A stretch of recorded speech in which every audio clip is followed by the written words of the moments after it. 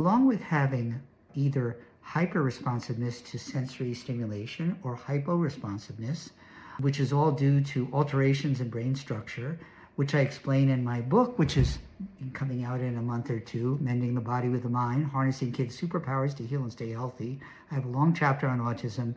I read about 8 books and did a lot of research for it. These kids have other issues, and adults with autism too.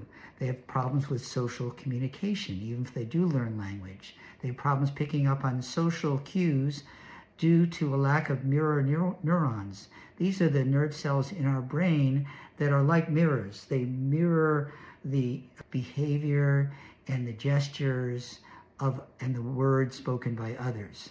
They have problems in this area. They also tend to do so-called stimming, which I explained.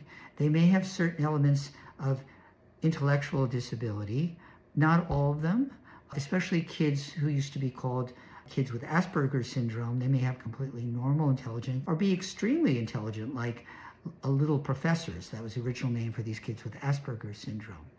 But this gives them, this leads to problems, of course, and so they struggle, like many children and adults with other disabilities.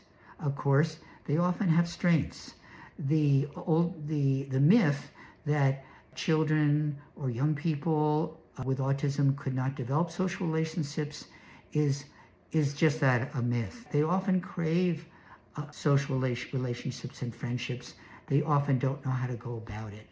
So I'm thinking of one child who I saw in the office who was very friendly, but he would go up and just give me a hug. Or if he saw something on the outside of the room by the sink, which he was very interested in, he would just run to get it and knock me out of the way. Dr. Dave, I want to go and play in the sink. Or he would look at me when I came into the office, and I usually have a little giraffe on my stethoscope. And he'd say, "Where is Mr. Giraffe, Dr. Dave? Did Striper the fox take it?" Well, he was imagining there was a little fox that took it. And he was about 4 years old at the time, quite an imagination, but inappropriate language and behavior that has to be addressed. More on this later.